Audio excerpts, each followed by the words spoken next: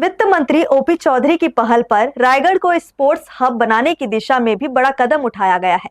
रायगढ़ के लोहर सिंह में इंटीग्रेटेड स्पोर्ट्स कॉम्प्लेक्स निर्माण की स्वीकृति मिली है। इसके लिए 42 एकड़ जमीन का चिन्हांकन हो गया है।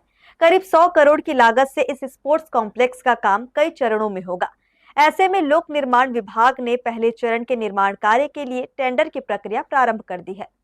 खेलों को बढ़ावा देने के लिए राज्य सरकार ने रायगढ़ में इंटीग्रेटेड स्पोर्ट्स कॉम्प्लेक्स की सौगात दी है। जमीन चिन्हांकन के बाद तेजी से प्रक्रिया चल रही है। अब इसके लिए नई दिल्ली की एक कंसल्टेंसी कंपनी को काम सौंपा गया है। यह कंपनी कॉम्प्लेक्स को आधुनिक स्वरूप देने के साथ पूरी डिजाइन और डीपीआर तैयार करेगी।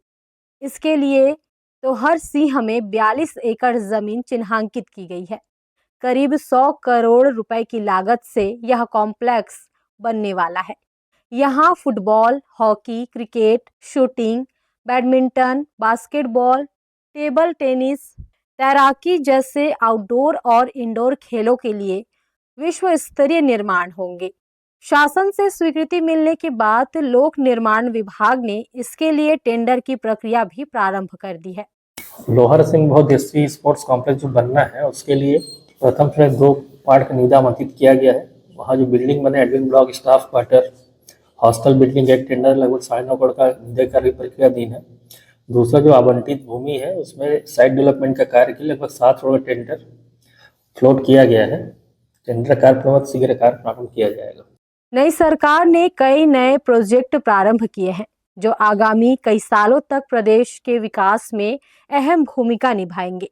लोगों की सहूलियत के साथ खेल खिलाड़ियों की सुविधाओं का विकास करने के लिए एक इंटीग्रेटेड स्पोर्ट्स कॉम्प्लेक्स का निर्माण होगा। खिलाड़ियों को प्रोत्साहित करने के लिए यह कॉम्प्लेक्स बनाया जा रहा है। कई खिलाड़ी ऐसे भी होते हैं जो आर्थिक स्थिति कमजोर होने के कारण खेलों को कैरियर के रूप में नहीं अपना पाते।